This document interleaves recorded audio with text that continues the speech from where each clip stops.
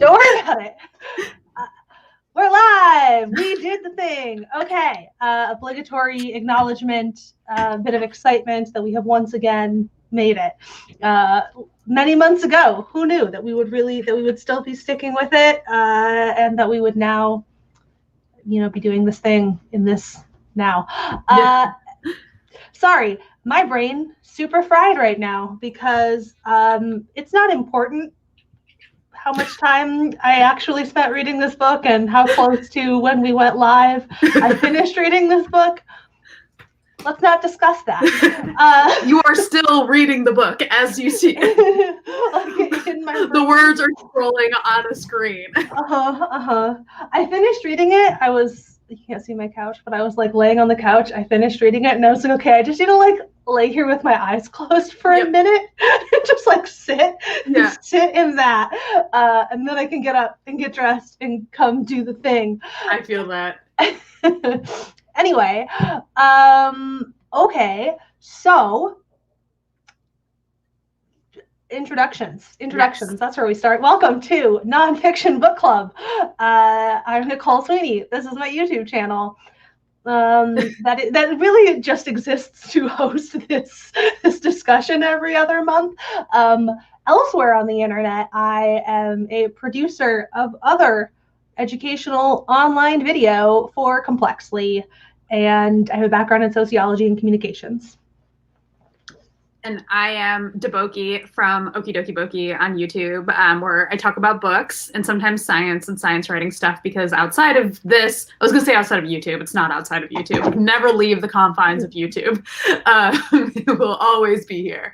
But outside of Okie Dokie Boki, also I'm a science writer and write for some Complexly shows, host Crash Course Organic Chemistry, and yeah, that's what I do. Other SciComm things. Yes. Okay, so this month, we are discussing this, just like take a moment. We're gonna look at how big this is. Yep. There was a moment I was hoping you would slice through and it would be a cake. Is it a book? No. No, I don't have those kinds of skills. I don't even know who I would contact if I wanted to make that cake. Anyway, we are discussing. It would be too much cake. I live alone. The Age of Surveillance Capitalism, the Fight for a Human Future at the New Frontier of Power by Shoshana Zuboff. This book is, it's now my job to summarize this book. Mm-hmm. This 550-page, 24-hour audiobook book. The book is divided into 3 parts. So, I think rather than I'm going to summarize it in that way. So, part 1 is the foundations of surveillance capitalism, which is basically the circumstances, technological and political, that gave rise to what she refers to as behavioral surplus capture. I say what she refers to. This might actually be a term more broadly than her. I don't know. Probably is. Which basically just means that when you're on Google, so that's really kind of where this is starting. When you were searching for something on Google, you were also telling Google lots of things about yourself and what you were after. And Google realized that that was really where the money was mm-hmm. in monetizing all of the additional bits of data that we are just leaving around as we move through the internet.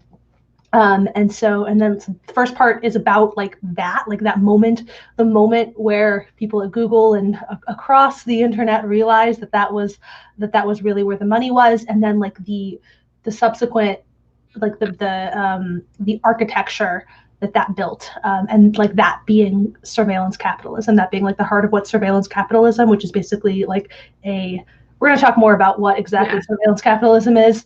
But for the purposes of this summary, we'll say it is the process of turning that behavioral information into something that the markets can capture. Yeah, like basically into an economic system. And like Yes. I think like what's really important to emphasize is like she is like defining surveillance capitalism in this book. Like she is laying out a map of what she sees as this new economic system that is arising, like starting with Google and translating into a lot of different things from there. Yes, yeah. So and yes, surveillance capitalism is like her term. It is her term within this book. I think, yeah. So yes, so that's like part one of the book, Foundations of Surveillance Capitalism. Part two, I think I should actually just have the outline in front of me while I'm like describing this. Part two of the book is the advance,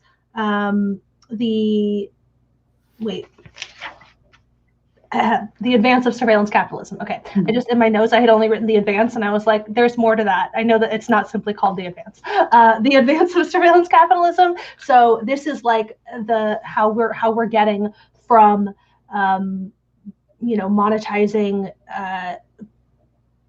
bits of like passive behavioral data from the internet to tracking like stuff in the offline world. She talks a lot about like the Google Street View project, like that's a big sort of case study example. And she starts to like really flesh out the surveillance capitalism like idea a bit more in this section too, as a shift from like a defining social feature being the division of labor to being the division of learning. And like a mantra that she introduces here and kind of repeats over and over again is who knows who decides and who decides who decides. So the idea, theory, what have you there being like that these companies know all this shit about us and they are like privately and discreetly, not discreet, whatever, they're privately passing this information about us back and forth, and like it is that knowledge that is essential, like an essential source of power. And so then part three is instrumentarian power for a third modernity. We're also going to talk a lot about the language that she uses to write this book. We have a whole section in our notes about that. Yes. And then this again, moving ever more forward. So this is like the larger sort of social structure. She begins this section by basically saying that people talk a lot about the surveillance that people who are interested in privacy, like privacy advocates, will talk a lot about the surveillance that these big tech companies are undertaking in terms of totalitarianism. And she kind of starts this section out by saying that that's not quite right, and that it is more accurate to describe it as instrumentarianism. I don't know how best to explain that distinction. She has this amazing table, like the table. Yes.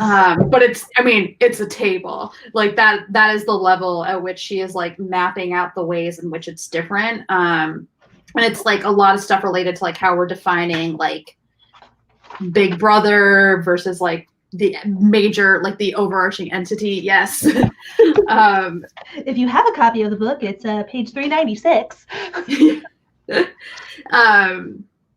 But yeah, essentially she's like comparing it to like both like our fictional concepts of totalitarianism, like 1984, like she's calling upon that, also calling upon like actual examples of totalitarianism to like portray the ways that we both kind of like process these things. And so then like translating that into what makes instrumentarianism like seem similar but actually be something else. Yes. So thank you. So yes, I think maybe the core concept for me that was like really helpful, like, and this is in the table, but I saw it and I was like, right, this was the big thing, was like with totalitarianism, you have in-group, out-group. Like that is like a really big divide, is like either you are in or you are out, and there's like a violence associated with being out. Whereas with instrumentarianism, and I think we're going to talk about this later going on to like how this is impacting us today, there is this idea of like we are working towards a hive mind, where especially with the ways this connects with not just the behavioral surplus, but how our data is being used to modify our behavior and how how data scientists are kind of treating humans. The idea is seeing us as a collective hive rather than like these two distinct in versus out groups that you get with totalitarianism. Yeah, and she also she talks a lot. A term that she uses repeatedly in sort of describing that is radical indifference. That like the companies who are creating these processes have a like radical indifference to the individuals who and like I don't know, to the morals and ethics of what they are doing. And I also, while flipping around, kind of like trying to drill down in this, when she first introduces it, she is like, I call this new way of knowing radical indifference. It's a form of observation without witness. So it's literally like it doesn't care at all about any of the like human experiences of things. Again, towards that like hive-esque goal. And also at the bottom of that page, forget the cliche. If it's free, you are the product. You are not the product. You are the abandoned carcass. The product derives from the surplus that is ripped from your life. So, that's the landscape. Welcome. So now here we are live streaming our conversation with you on this Google-owned service. We've tweeted about it. Yep. What if Facebook did if I use Facebook regularly? I finally deleted my Facebook actually while I was reading this book. It's like one of those things that I've been thinking about for like, it's destroying our democracy reasons. For like a really long time. And then while I was reading this book, I was like, okay, here's like a really low effort thing that I can do. I can just stop using Facebook. So that was my own little private moment. Finally deleting my Facebook. In like, was there like a, why are you deleting Facebook? Well, because of this book. No, I put because you're bad for democracy. That's what I wrote. But yes, they did ask. They asked. It was a whole thing. So anyway, okay. Where do we even start? Because our notes are everywhere. I guess I said we were going to talk more about like what is surveillance capitalism. I kind of introduced the structure of the book, but I think that like that question of like what exactly this phenomenon is maybe worth discussing a little bit more. Definitely. Just because there's like a lot going on there. I think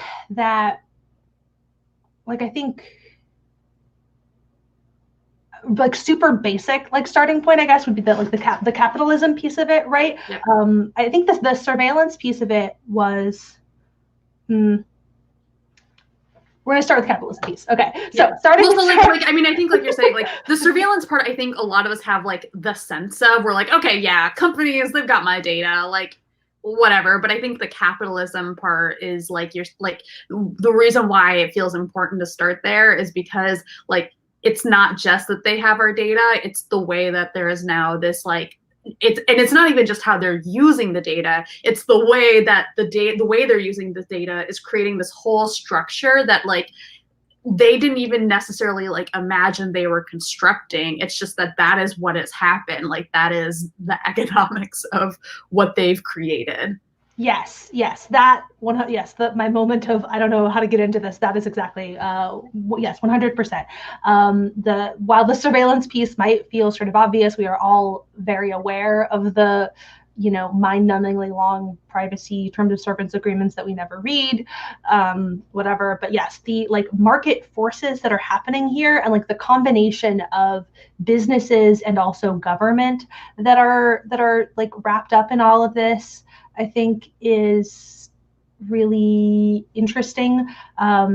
I told Deboki this yesterday, but when I first started reading this, I like in the first few pages, I got really excited every time some like sociologist that I was familiar with got mentioned, and I was like, okay, let me underline that. And then I was like, I can't do that. I actually can't do that because that's what this is. And I did not realize that that's what this is. So really what I mean is this is an interesting point to start because I was caught off guard by it. Hadn't occurred to me that that's where we were going. I was expecting to spend more time on the surveillance stuff and not as much time on the capitalism piece of it. So I think there's like a couple different like points that are important in terms of setting the stage. I guess like pre any of this, there's like the cultural context in which Google started building out its infrastructure for surveillance was already primed to let it do whatever the fuck it wanted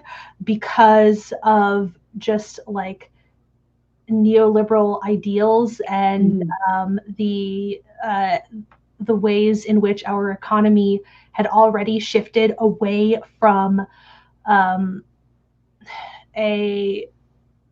had already shifted into this idea of like the goal of businesses is to maximize profits for shareholders, and like the consumers, employees, all deeply irrelevant to that process. Like it's just how do you like maximize profit for shareholders. And like our laws increasingly were shifting in that direction, and she details this much better than I am right now. It's a lot of pages. It's a lot of pages, you guys.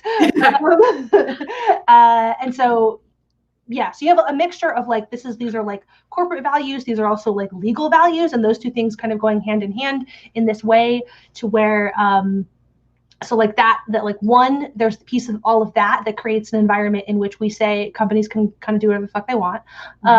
And related to that, I think for me, like the closest bleed between the capitalism and then like the surveillance piece, like the real line is she talks about how we had been primed to worry about surveillance as like a state. We were primed to worry about state surveillance. We were not primed to be concerned about like private like the privatization of surveillance in that way.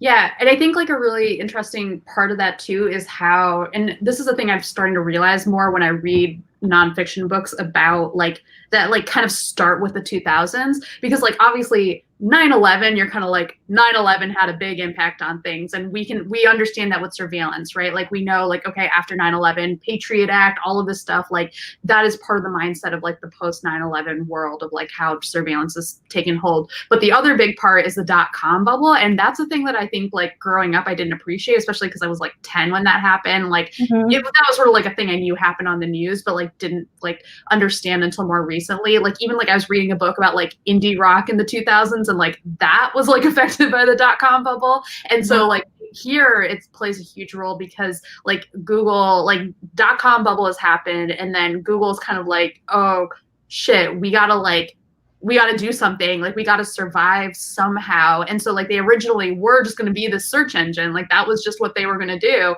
but then they were like, oh, we need to save our investors somehow. Like, well, we have all this extra data, why not use it? Like, why not use it to sell advertising space? And like, it was really a product of that like huge moment, just like economically, that translated into now this whole other beast, basically. Yeah, and like importantly too, for that moment, before that, they had all, you know, their ethos was very driven by like advertising is bad for the internet, and like it makes everything bad. And then, you know, when self-interest, when it was like down to self-interest or that like ethical, stance, self-interest won the day. And that's like a whole thing that I was thinking a lot about throughout this book, is just like that, like the ways in which, so getting like, I don't know, more top level to the theory of capitalism that she is espousing here, and like why I was sort of caught off guard by that. But I think like this is sort of a central way. I was caught off guard, but I should not have been, like, obviously. I realized in retrospect. But I think the sort of all of the, like most of the theorists that she's citing or that she's like drawing from are kind of like are conflict theorists by some. I mean, I don't know, I guess it depends on how you're gonna term that, but like the whole idea of viewing the world through the lens of who has power, and like that's very central to this book, is like who exactly has power, and the ways in which that power perpetuates itself, and like obfuscates itself as well, like that those two things are kind of one and the same, that like part of how like a really important way that power can be self-perpetuating is that it can also be really good at obscuring that it exists and obscuring the places from which it exists. And so this is kind of getting a little bit away from the capitalism piece of it, but I think it's still relevant when you're thinking about like capitalism as, like, we talk about capitalism in terms of, well, it's just like market forces, and it's just like the invisible hand, and these like these things that are removed from us and that we can't really control, and that don't have any human agency. Like, I think if I were to go back through all the things that I underlined and flagged and took notes for, like I wish that I could like recategorize my notes by specifically all of the times that I noted human agency, and where she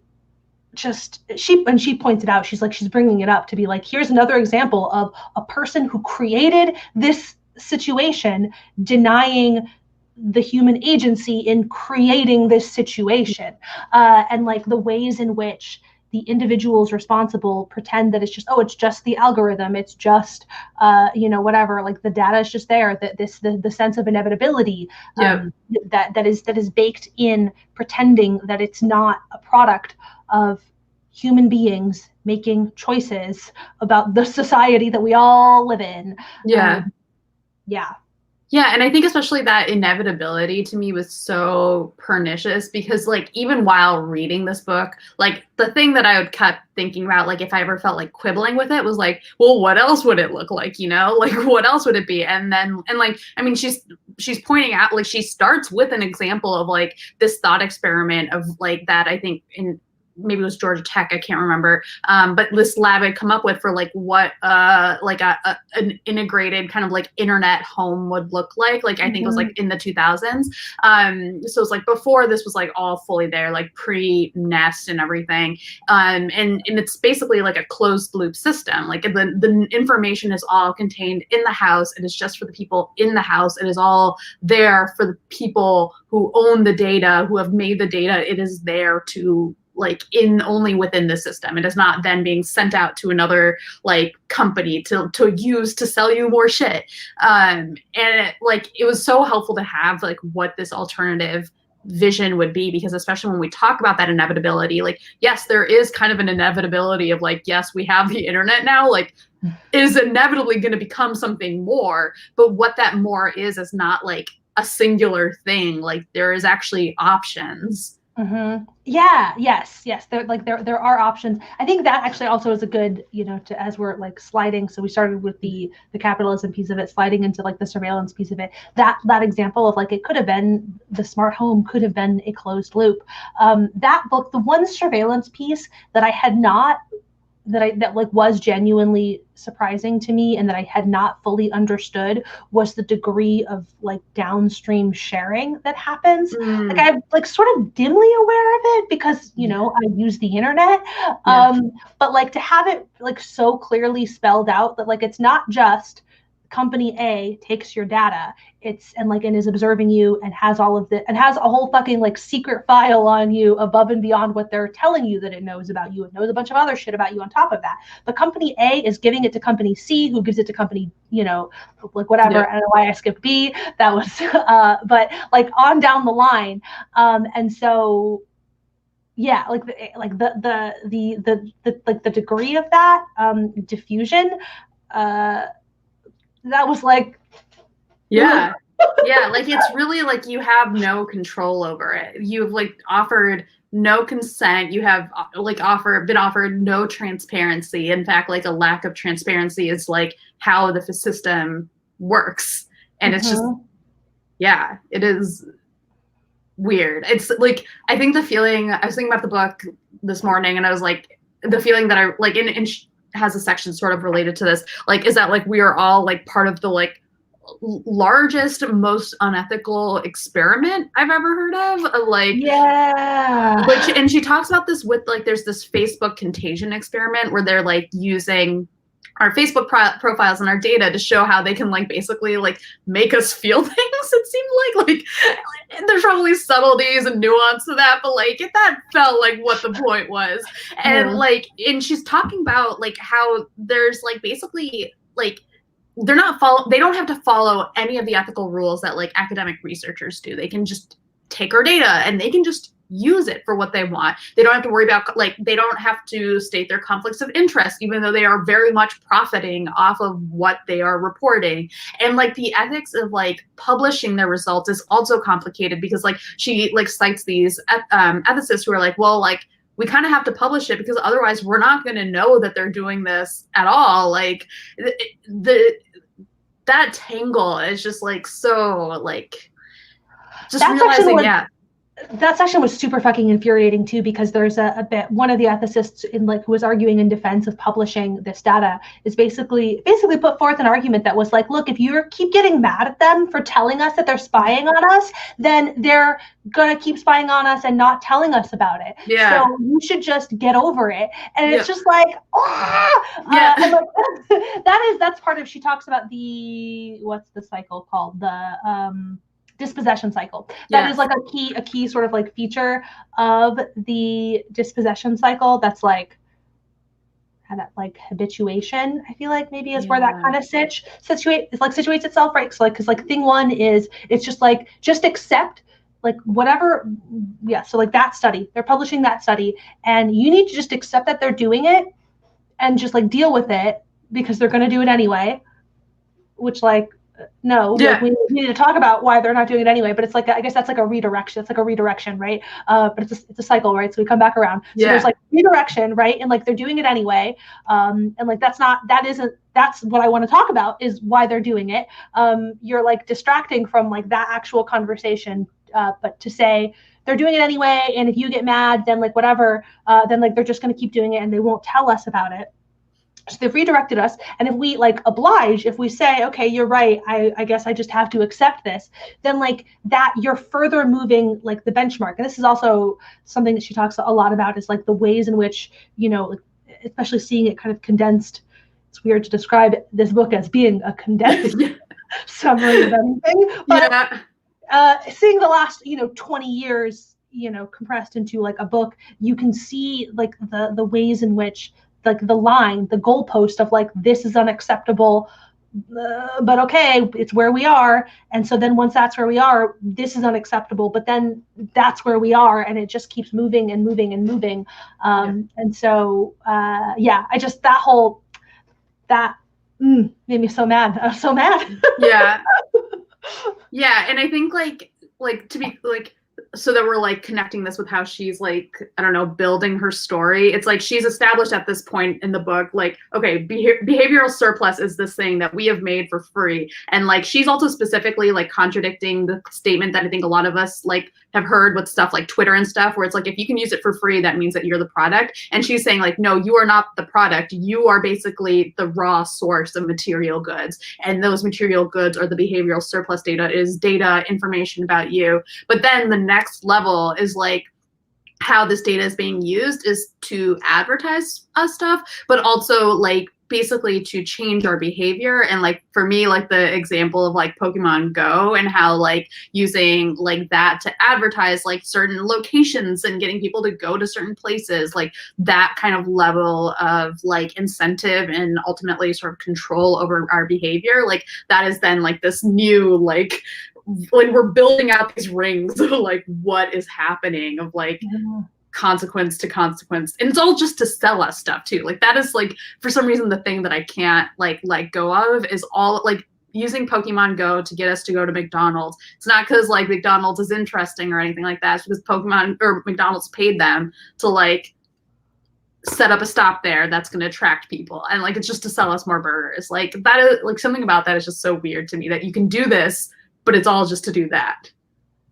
Yeah, well, I mean, because like the idea of anything being interesting doesn't matter, because like the idea of, like things being something being interesting or like possessing artistic merit or whatever, like those kinds of things are part of the like inner life. And this is the third part 3 of the book is like deeply philosophical in ways that I also did not realize that was part of what I was signing up for when I picked this book up. But like a lot of what this book is about is like at the end when she's sort of kind of talking us through like where we're at and like where we're headed if we don't do something, like the objective of all of these things, the end goal is like it's requiring us to consider some really big questions about like free will and like what it means to be a person, like what it is that you value about your sense of self, and like how much that sense of self matters, and like the ways in which all of this is about eliminating that, like that none of that matters, and like and again, and to this point that like you are not the product, like you all of the things that you think of as that's the discarded carcass, like it's your behavior is the product. And so like I don't care if you think that this location is interesting, I care that you will go buy a hamburger and like continue to like move through these like very I don't know, rote automaton actions. It was also wild to me that it didn't even have to get to Amazon to get to like all of these themes. Like it just like this book is largely focused on Google and Facebook because like they are the earliest, biggest players. But like obviously, and this was like published last year, and she clearly did like a lot of research. And so I feel like not going to Amazon is almost like they're another beast that's emerging, and like we're gonna save that for another day almost. But like that's what's wild to me is that you can say so much about the system without even getting to Amazon. To me, it feels more like the most. I feel yes, and it's also that like when she's getting to sort of the like this is what's going on. Like Amazon is the like obvious idea. Like you can see it. All of the things that she's describing, like all of the ways in which I don't know, all of the ways in which those might sound sort of like nutty or just like you're being a Luddite. And this is something she talks about a lot, is that it's like that they have managed to successfully change the conversation to where like if you are concerned about privacy, then you're just like a stodgy old Luddite, and like don't, or you're like a tinfoil hat, you know, paranoia, like whatever. And so I think that there is, I think a lot of why Amazon is not really here is because she probably like finished most of this research in like 2018. Would be my guess. Like it also just like based on the writing, it feels like 2018 is like the last point at which anything new. The last informational edition. And so I feel like, and whereas a lot of Amazon's like most obvious, like people are aware of them are like super recent. Like it's the nowish piece of it. And also like to your point, you can tell this whole story without even getting to Amazon, but also Amazon is like it's like it proves the point. It's like she didn't even talk about Amazon, but like literally look at Amazon and it's there. Hello. Yeah. There it is. Yeah, so I was listening, I sent this to you, like the interview that Kara Swisher did with Shoshana Zuboff last year when this book came out. And Kara Swisher does a lot of reporting on Silicon Valley, and I feel like has been one of the people who has like most helped me understand a lot of this stuff. Her interview style is a little bit frustrating because she is very much like an interrupter, but she's also someone who often interrupts with interesting points. So like I find it frustrating, but ultimately I'm always like, oh, okay, but I remember hearing like, and I've been listening to Recode for a while, but I remember I think it was her and someone else she was talking to. They were talking about Amazon, and this is like the first time that I processed like a few years ago, like what was happening in Silicon Valley, where she was talking about how, or they were talking about how like one of the things that Amazon would love to do is just to be able to send you a box every month with stuff that you need without you even like prompting them, like without saying, I need this stuff, just like being like looking at what you've bought, when you bought it, what types of things you're buying, and just knowing and showing up with a box with full of your stuff, like, and just selling you that thing without you having to send them anything. And like, that feels almost like quaint compared to like what like the book is saying, like, they're capable of. Like that actually almost feels like completely possible. Yeah, like, yeah, I could sign up for an Amazon box and probably be stocked. And I would be like, yeah, my data says this. Yes. Yeah. Yeah. And that's like all of the quotes, like all of the tech people that she is quoting. There's like every major company that she's discussing here. There's a quote from them basically saying, our goal is to know what you want before you want it. Like whether it's like Microsoft's Cortana, like whatever, like we want it to be able to answer your question in advance. And like that is the whole, also to go back to her, like her terminology, the prediction imperative, right? So there's like the extraction imperative, and this is like very, capitalist theory that like, that's just like, this is not like a her thing. This is like goals of, if you are a good capitalist, you must first abide by the extraction imperative to like extract whatever you can to do your capitalism. But then like the sort of, for surveillance capitalists, there's also like the prediction imperative, and that your goal. So like first going all the way back to Google's ad service, like the goal is that the thing that they were selling, the thing that made them unique, was that they could predict the audiences, predict who is going to click on this ad, rather than advertisers making their decisions based on like what they thought was aligned with their values. That's also like a little, like, I don't know, sort of like a tiny piece of this that didn't, so she spends a lot of time talking about this like prediction piece of this. So I thought that she mentions that very, very briefly, that like advertising thing. And I think that is also like super interesting in terms of like how we think about like the history of advertising. So that's, I don't know, like separate. It's interesting to me personally. I am personally interested in the history of advertising, I guess. I don't know. But like the ways in which ad spend has historically also been about like the like values themselves, like the values of the company, and that there is like there's an interesting way in which those companies are also being like turned into are having that sort of like taken, I don't know, removed from their conception.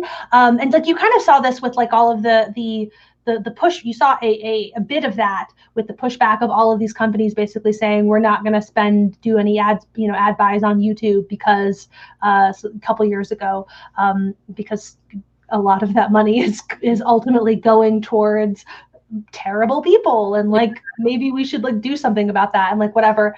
I don't know, there's like an interesting interconnection between that idea and like I don't know, brand like ethics.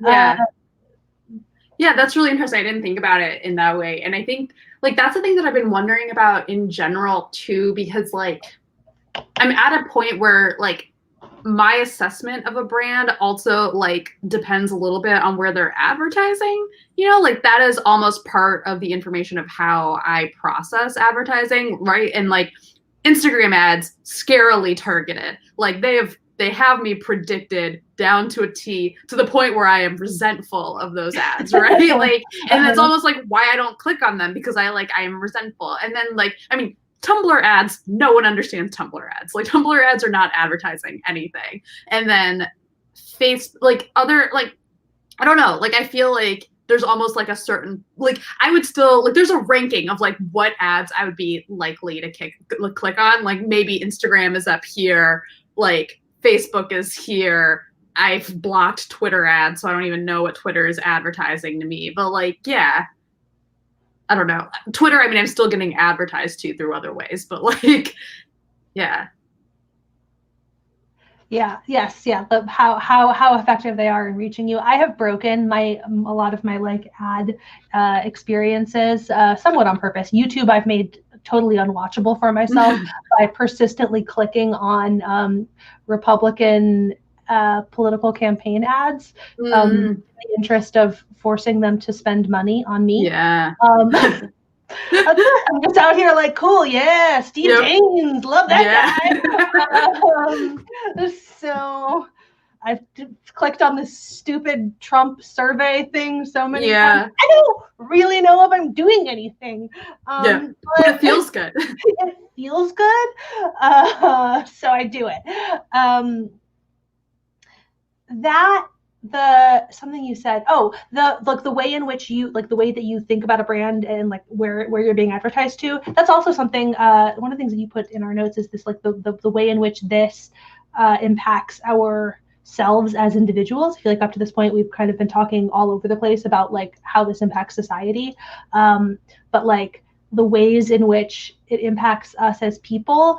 She mentioned something about how the smart home devices, so the way in which smart home, and this is again to your point about, so she doesn't mention Amazon, but like Amazon's there like throughout, right? And this whole bit about the smart home devices is like, I'm like, yes, this is literally like, this is Amazon, right? So like an Amazon Echo, Alexa, whatever, is like designed in part, like really, it's like true. The thing that Amazon most wants it to do is like reduce the friction in your purchases. I guess no. The point of this book is that the thing that all of these things most want to do is like learn shit about you so they can sell that shit. Yeah. Separately from that, the more obvious thing that we know when you buy an Alexa device, you know that what Amazon wants to do is make it super easy for you to buy shit. But like, in addition to reducing the friction in your purchases, that is making some changes to you, like you as a person, in terms of your inhibition. The obvious change is that like, if it is easier for you to buy stuff, then you will be a less inhibited consumer. And like, I think in a society that thinks about people as consumers, like that's really significant. What does that mean about who you are if you're becoming a less inhibited consumer? But something that she mentions briefly here is the ways that like you are not confronting another human being. And like the example, like, comes up super quick, but like that you would never, if you're just ordering something because you had this thought, Alexa, please order me this thing, you are being divorced from the kind of exchange that you might have in a store, where like you're forced to confront, is this thing ethically sourced? Because there's like you and another human being, and like all of the ways in which socialization in general is like being removed from the way that you're making those decisions, I think is like, it is part of that, right? Like that's like that is changing you as a person. Then like that, in all the ways that like you as a person become this cumulative series of decisions, at a certain point, if you keep making these decisions, like that becomes you in to a degree.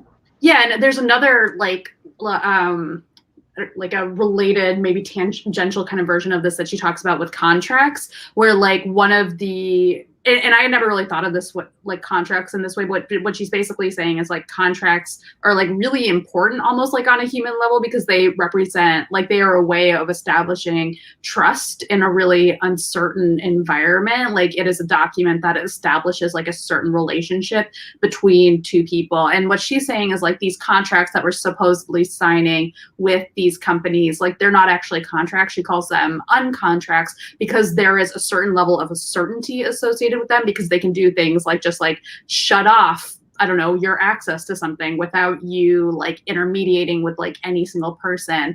That like, even businesses like banks, like if you sign a contract with a bank, like, yeah, they can like do things to your account and stuff, but there's still like a certain human level of interaction that they're gonna have to go through, that like these companies are removing for a sort of certainty that they define as aspirational, but she sees as actually like deeply inhuman and like actually contrary to what our societies are built on. Yes, it's all the uncontract stuff is very like Minority Report. Like that's the vibes that I was getting from the uncontract sections of this. But yes. Yeah. I mean, I guess in some cases, sure, like it is a response to an action that you have actually taken, but like the goal, the idea is that like they are preempting your actions. It's just like cool, yeah. I wrote a lot of like upside down smiley faces in the margins, just like, okay, cool. This is where we are. I told you when we were talking, I was like, I wrote at some point, I hate it here, and I underlined a bunch, but it doesn't matter what that quote was, because I could flip to any page in this book and be like, cool, I hate it here. Like that's the conclusion of that page. So something that we mentioned at the top that we were going to talk about that we haven't discussed, this conversation's been kind of all over the place because there's a lot here, but the writing of this book, I feel like we would be remiss if we didn't discuss some things about like the writing and the structure here. And I wish that we had more people who read the books, that they could like just weigh in on this conversation with us about jargon, because I think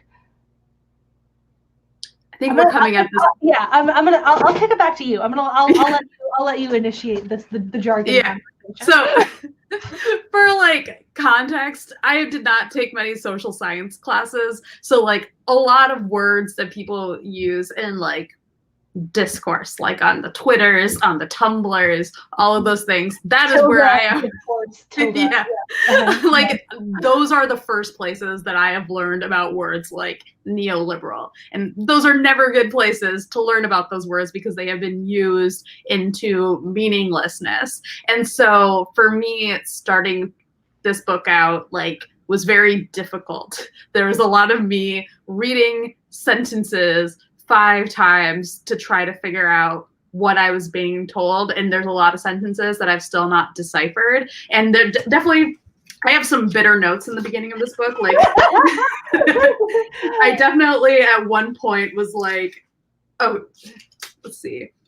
At one point I like definitely wrote like, oh, here it is. I think I'm going to end up with a running list of things that could have ended up cut out to make this book shorter. And I like stand by that, but I think also like, I mean, we can get into like what like the goal of this book is. I think the goal of this book is to be vast. Like, I think it is trying to capture that something that is vast, and in doing so becomes an incredibly sprawling book. And like, I respect that. And I am glad I read it, but like, I'm curious, I guess, about the effectiveness, or like, that's the thing that I'm kind of hung up on is like, what is its effectiveness? Because I think it's effective, but I think it's going to have like a very narrow range of effectiveness, but maybe it's not aiming to have a broad like impact.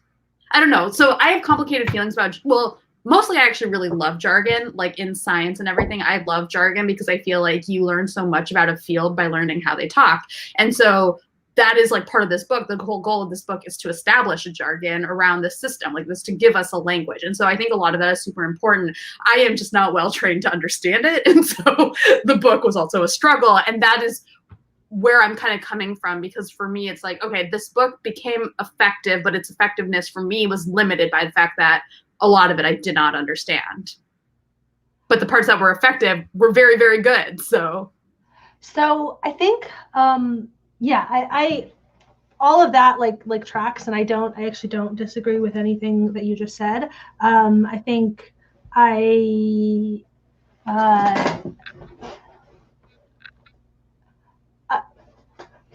guess the one point is just say on like personal experience, which is to say that this is precisely the kind of thing that I was like trained to read. Like, yep.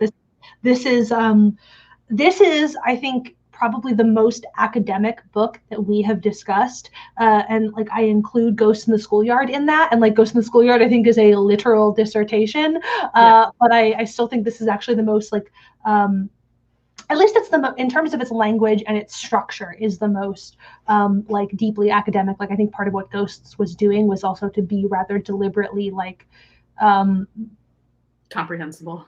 Yeah, well, and also like it like part of it, even within like academia, I think that their Ghosts had goals that were about like being more accessible. Like I think like, for academia, that's a separate conversation. I think The thing about like stopping to like unpack sentences is interesting. It reminded me of my first the like core class for my grad program. I had our professor was basically like, for some of this stuff, I think like the first week we got assigned like some, I don't know, like Wittgenstein or something just like really brutal, like in terms of the like that was like philosophically really heavy. And he assigned it, and he basically was like, if you do not understand a sentence, just keep going. Like, do not, like, don't, like, the thing that you are describing, like, we were explicitly told not to do that. Like, just keep going. And because usually what you will find is, like, you'll get to the end of it, and it will, like, start to make sense to you. And, like, a lot of this stuff is meant to be, so, like that kind of, like, his point was that for this, like, if you end up using this in a paper, you're going to go back, and you're going to, like, read it 400 times, and when you go back and like reread it, it is a lot of it's like designed for the rereader. Okay, first of all, so there's that. All right, so like that makes perfect sense to you once you've taken in like the whole thing. Then you'll go back and like whatever those sentences, like probably even now, like you could go back to some of those sentences that were like stumbling blocks in the beginning and be like, oh, I get this now, right? So there's that. So that's like a separate, just like, I don't know, social sciences. We mentioned back in the beginning of this project that we were curious what kind of like fun little observations came up about the differences in those backgrounds. So that's my like, I don't know, my note from my 501 Professor Hayward. Thanks buddy.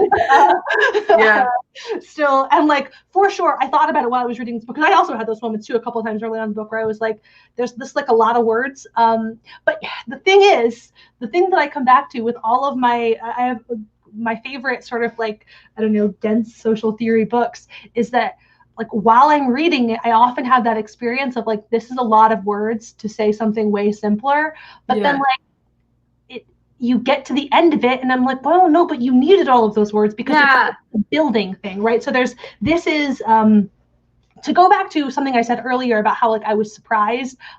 I shouldn't have been, but I was surprised by all of the like social theorists that I was familiar with and that were coming up and whatever. But like that is what this book is doing. Like it's like as a social theory, a work of social theory is going to have to like be a large social project, right? So like you're constantly drawing on all of these other ideas and like you're building and incorporating things. And so I don't know. I come around to like my feeling on this is basically that I don't think it will be an enjoyable experience for everyone or even for most people. But I also feel there is very little in the way of like the jargon in this book that I wouldn't defend the inclusion of. Like if pressed, like if I were actually to sit here and be like, okay, well, here's all the sections that I would remove, I would go back and be like, no, but this section was important because it was building us to this argument.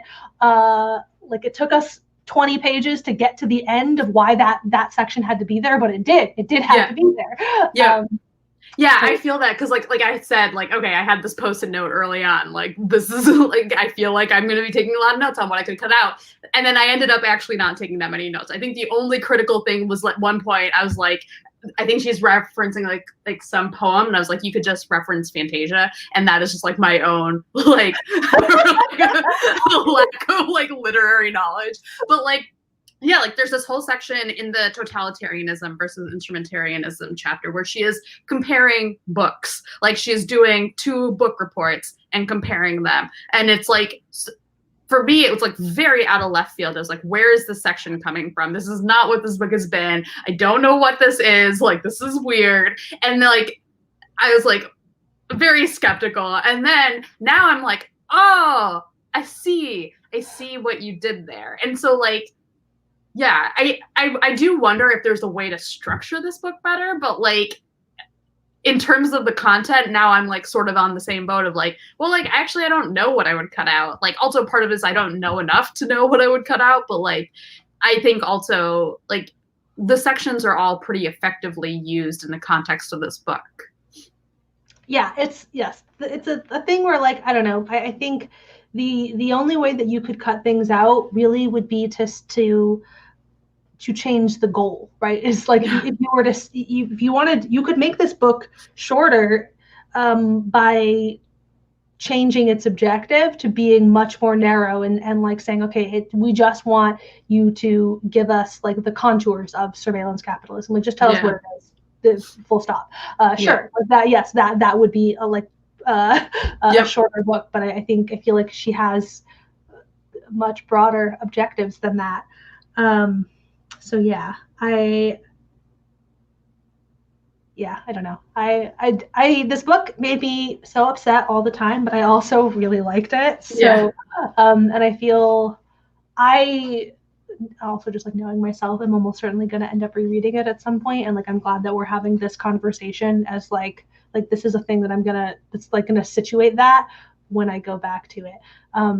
This is like exactly this book and like this experience is like what I was hoping to get out of doing nonfiction book club. Like, what I wanted to do was like read something with a lot of like heady social theory that I only half understood, and then like sit and talk to somebody about it. Yeah. And be like, so what did you think about that? I'm glad you chose me, the person who cannot in any way give you a good, well-rounded response, but is happy to give my opinions anyway.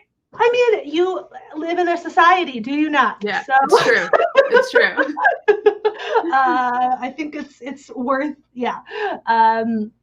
We mentioned last time that we were going to start implementing a version of like, the question that we asked in the last book, I think is not quite as applicable here. Yeah. I think the last book, it was like, what is the most interesting thing that you learned? Because the last book was fun. Yeah. We're really like, I think we're going to be alternating. It's going to be fun, dense. Fun, dense. Yeah. I apologize to anybody who's trying to read along with us. My interests don't trend towards fun. Well, I think it's also like we've talked about this before. I think just like the nature of what sociology books are versus what like science books are. Like the options on the science end are really more popular science books. Like we're not really going to like have many like hardcore academic texts like to deal with because no one like we just like don't publish like that. Yeah. Which is, like, interesting. Those exist in like a completely different space. Yeah. Yes. But so I think like in lieu of that, you suggested like what was the most striking thing, and I again feel like I could flip to any page in this book and do that and tell you the most striking thing. But something that really stood out to me was the socialization piece of all of this. Again, like there's just so much going on here, but like she's detailing a pretty fundamental restructuring of society. And so later, I guess it really starts like midway through the book when she introduces like the idea of the doll and the dollhouse, that like the dolls that were like recording speech and like that was being data mined, and also a corresponding smart home for your doll that was even more invasive in terms of the amount of data that it was collecting on a child, and like the ways in which that creates a circumstance in which you just grow up like that. If you are exposed to having your every conversation recorded by a private company who then sells that information, sells those recordings to other private companies, if that has been happening for your entire life, how does that change the way that you feel about yourself and your position in society when you reach adulthood? Like in much the same way that there are lots of things about the structure of our education system, right, that like exist to turn us into effective members of a capitalist society, or also just like a nationalist society. This is a total tangent, but I had one of those like defining aha moments that I will like carry with me for as long as I live. When I was 20, I went backpacking across Europe with my brother. We had Eurail passes, and we lived like heathens. I apologize to every American who's ever been to Europe and been looked down on. Me and my 16-year-old brother are part of the problem. But we went to, there's a museum in Prague that's like, bills itself as like the communist museum, and like the ads are very like tongue-in-cheek. It's like, it's right behind the biggest McDonald's in the city. And this museum was actually created by an American expat who was living in the Czech Republic around the time of the Velvet Revolutions, like had just moved there or something. I don't know, but an American is responsible for this museum. That's important context here. But there was a one of the like displays, little dioramas, whatever, was about the schooling system, like the Soviet schooling, the repressive Soviet schooling system. And I forget the way that it was framed, but there's a little cartoon of like, and every day the kids have to like vow to support the motherland. Like I forget the precise wording that they used, but I just had this like, 20-year-old me was like, oh, you mean like pledging your allegiance every day? Like, oh, like that. And I don't know, like it was just this like moment of like, oh, okay, I get it now. I can see myself from the outside now in a way that I previously could not.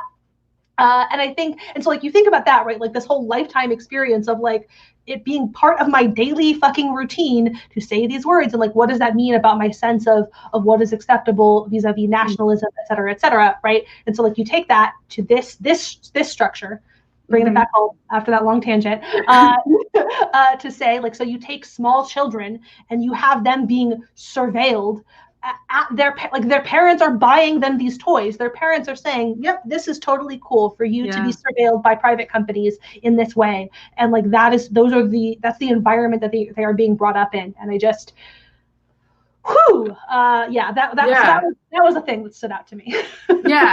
I think like the thing that stood out to me towards the end, and it's not actually new, like none of that conversation was new, but when she was talking about like how we interact with social media and how that like we use that for identity, but also like the ways that it's like almost like subverting identity. I think like that is a conversation obviously that people have been having for a long time. And I think for a long time I've been very like, meh, like, okay, I get it. But like lately, I've been thinking about it more because I feel like I've just been like realizing like how bad my relationship with social media is and stuff, like how I use Twitter and like how I see other people on Twitter. And I've just been thinking more about like why I log into Twitter when I like log in knowing I'm about to enter a hellscape of just like everybody's like thoughts. Like Twitter for me has solidified that being able to read other people's minds is like the worst superpower. Like, because like you like knowing what people are like, and obviously we don't know what everyone is thinking, but like we know a lot of what everyone is thinking. And now I've realized like I don't need to know what everyone is thinking. Like that is actually not good for me and I don't enjoy it. Like why am I doing it? And also why am I feeling like I need to also tell people what I'm thinking. And so I think like that is like obviously just a conversation in general. And I think seeing how she tied it in with this system in particular was like really useful because like I think on its surface, it just kind of feels like a general like social media is bad for you sort of thing. But I think the way she's tying it into like the idea of the hive and all of this other stuff is like really important because it is also not just about like my own individual experience. It is about like how we are all like, I don't know, responding to this. Yeah. Yes. Another thing. Oh, no, go ahead. Another thing that I was struck by, like a common theme that comes up for us is like the idea of systems. This was like the first one where I was like, emphasis is on the individual. It's like really more about me and like single people, like, and like not like it's actually saying like individuals are like the only thing that matters, but that she is like kind of re-emphasizing like why the individual is still important, systems aside. Yes, that's true. I mean, still systems though. I will like her sort of endpoint is very much that like the individual isn't going to be able to like change this. Like this has to be that if we want to change this, We can only. But it's like in defense of the individual. Yes. That we need to take collective action in order to make this not be the way that things are, but that the goal there would be in defense of the individual as opposed to in defense of a system. Okay, well, we did this for over an hour. Yeah. We've done it. We've done the thing. We had sort of casually joked about people giving us a random page and us discussing what was on that page, because this book is so dense. Like that, that's like the thing that I really cannot understate. If you have not read this book, if you are just listening to us discuss it, it's not only long. There's just like a lot going on. Packed. On each of those pages. Yeah, this is the first book I've seen that like it has a table of contents and then it has a second table of contents that's more detailed in the back. Like I've never seen that before. No. And I feel like that should have been a sign. Yes. I also had never. I get to the end and I'm like, oh, so at the beginning when I was like trying to summarize this book, that's what I was looking at. I wasn't looking at the first table of contents. I was looking at this book's second table of contents that has detailed. So anyway, I guess this is also the part where we open it up to questions. If anybody watching, anybody has any questions for us about this book, other things that you wish we would have discussed, let us know. While we answer our final question, did you like this book? I am very glad I read this book. I don't know how to describe love. Yeah, but I'm very glad I read it and I enjoyed it. And I feel like it's a book that I'm going to be like in conversation with people and insufferably be like, when I read The Age of Surveillance Capitalism, I learned this, Yes. Oh, that book? I'm like, oh, yes, I've read that. Yeah. Look at all the tabs. I liked that book. Like is always a complicated book when we're talking complicated word when we're talking about I think almost every book that I have chosen so far for us to discuss, for sure. Yeah. The personality brokers, I'm going to keep pulling back to, as I genuinely and uncomplicatedly liked that one. But I really did, in spite of how I was just mad all the time. I'm mad all the time anyway, so I can't blame that on this book. It's not the book's fault that I'm mad all the time. But I really did like it, and I am glad that I read it. And I, like I said, will almost certainly wind up rereading it at some point, and I'm curious what other things like pop up for me. I think that it is a book that I will be thinking about for a really long time. My great regret in reading it the way that I did and finishing it so close to like being here is that I feel like most of the things that are like actually going to sit with me, I haven't had time to figure out yet. You know what I mean? Like it's going to take me another like couple weeks, and I'll be like, you know what? I cannot stop thinking about. Something I didn't even bring up. I feel like we could talk about this book for like 5 more hours, and we would still feel like completely like we have not covered like half of what we want to like think about out loud with this book, because there is a lot. There's a lot. There's a lot here, but we're done now, I guess. So, we should announce the next book. Which is going to be very different. We're going to be, this is for, let me go on my YouTubes. You got it. Cool. So we're going to be reading over on my channel on November 8th, The End of Everything, Astrophysically Speaking by Katie Mack. It is about the end of the universe in space terms. We were debating between a few ideas, but somehow it felt like appropriate for this year to talk about how the universe will end. And this is a pretty recent release. I think it's supposed to be funny. I think it's supposed to be about the end of the universe, but like in a fun way, which I think we could all use. For